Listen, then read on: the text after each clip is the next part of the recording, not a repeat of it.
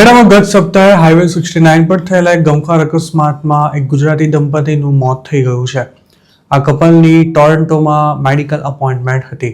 વિનોદ પટેલ અને તેમના પત્ની શિલ્પા પટેલ નોર્થન ઓન્ટારિયોના બ્રિટ નજીકના હાઈવે પરથી પસાર થઈ રહ્યા હતા ત્યારે એપ્રિલ 7ના રોજ આ અકસ્માત થયો હતો. વિનોદ પટેલને થોડા સમય પહેલા જ બ્રેઇન સર્જરી થઈ હતી, જેના ફાઇનલ ફોલોઅપ માટે તેઓ હોસ્પિટલ જઈ રહ્યા હતા, પણ તે જ વખતે તેમની કાર અકસ્માતને ભેટતા તેમની સાથે તેમના પત્નીનું પણ કમકમાટી ભર્યું મોત થયું હતું.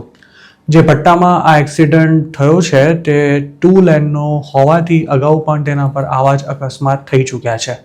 આ રસ્તાને 4 લેન કરવામાં આવે તેવી ઘણા સમયથી માંગ થઈ રહી છે. તેવામાં વધુ એક અકસ્માત થતાં ગુજરાતી કપલને પોતાનો જીવ ગુમાવવો પડ્યો છે. ઓન્ટારિયો પ્રોવિન્શિયલ પોલીસના જણાવ્યા અનુસાર સવારે 7 વાગે અકસ્માતની માહિતી મળતા એક ટીમને ઘટના સ્થળ પર રવાના કરવામાં આવી હતી. મૃતક કપલ એક કારમાં સવાર હતું, જેની સામેની સાઈડથી આવી રહેલા ટ્રાન્સપોર્ટ ટ્રક સાથે ધડાકાભેર ટક્કર થઈ હતી. વિનોદ પટેલ અને શિલ્પા પટેલના પરિવારજનોને આશંકા છે કે અકસ્માત થયો તે પહેલા તેમની કાર બ્લેક આઈસને કારણે સ્લીપ થઈ હોઈ શકે છે. જોકે પોલીસે આ અંગે હજુ સુધી કોઈ પુષ્ટિ નથી કરી. ઓન્ટારિયો પ્રોવિન્શિયલ પોલીસ હાલ આ મામલાની તપાસ કરી રહી છે. પટેલ દંપતીનું મોત થયું તેના 2 જ દિવસ બાદ હાઈવે 69 પર થયેલા વધુ એક અકસ્માતમાં એક અન્ય શખ્સનું તે જ લોકેશન પર મોત થઈ ગયું હતું. મૃતકના દીકરા હર્ષ અને યુગ પટેલે આ અંગે લોકલ ન્યૂઝ ચેનલ CBC સાથે વાત કરતા જણાવ્યું હતું કે હાઈવે 2 લેનનો હોવાને કારણે અત્યાર સુધીમાં આટલા અકસ્માત થયા હોવા છતાં પણ કેમ તેનું એક્સપાન્શન કરવામાં નથી આવતું. વિનોદ પટેલના 22 વર્ષીય દીકરા હર્ષે CBCને આપેલા ઇન્ટરવ્યૂમાં એવો સવાલ ઉઠાવ્યો હતો કે આ કોઈ પહેલો અકસ્માત નથી અને અકસ્માતોની વણઝાર લાંબા સમયથી યથાવત છે.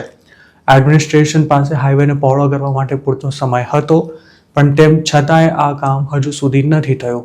મેકમાસ્ટર યુનિવર્સિટીમાં કેમિકલ બાયોલોજીનો અભ્યાસ કરતા હર્ષે એમ પણ જણાવ્યું હતું કે શું તંત્ર ફરી કોઈ મોટો અકસ્માત થાય તેની રાહ જોઈ રહ્યું છે.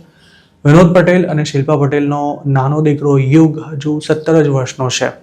તે ગ્રેડ 11માં અભ્યાસ કરે છે અને તેણે પણ CBC સાથે વાત કરતા એવું કહ્યું હતું કે જે પોતાની સાથે થયું તે બીજા કોઈની પણ સાથે ન થવું જોઈએ.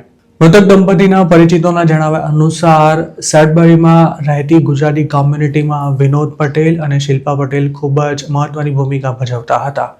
તેમના પેરેન્ટ્સ પણ તેમની સાથે જ રહેતા હતા અને તેઓ કોમ્યુનિટીના લોકોને મદદ કરવા માટે પણ હંમેશા આગળ રહેતા. આ ફેમિલી 2009માં ઇન્ડિયાથી કેનેડા આવ્યું હતું અને ત્યારથી તેઓ કેનેડામાં નવા આવતા ગુજરાતીઓની મદદ પણ કરતા હતા. શિલ્પા પટેલ ટેક્સ કન્સલ્ટન્ટ હતા, જ્યારે તેમના પતિ વિનોદ પટેલ IT ફિલ્ડ સાથે સંકળાયેલા હતા અને ઓટાવા સ્થિત એક કંપની માટે ઘરેથી જ કામ કરતા હતા. વિનોદ પટેલ અને શિલ્પા પટેલની ઓટોપ્સી હજુ બાકી હોવાથી તેમના અંતિમ સંસ્કારની તારીખ નક્કી કરવામાં નથી આવી. જ્યાં પટેલ દંપતીની કારનો અકસ્માત થયો હતો તે હાઈવે 69ની લંબાઈ 140.3 કિલોમીટર છે.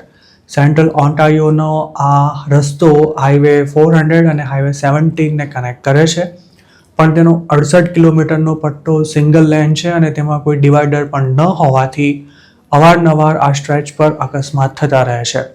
આમ તો 2017માં જ આ હાઈવેને ડબલ લેનનો કરવાનું કામ પૂરું થઈ જવાનું હતું, પણ 9 વર્ષથી આ પ્રોજેક્ટ સતત ડીલે થયા કરે છે.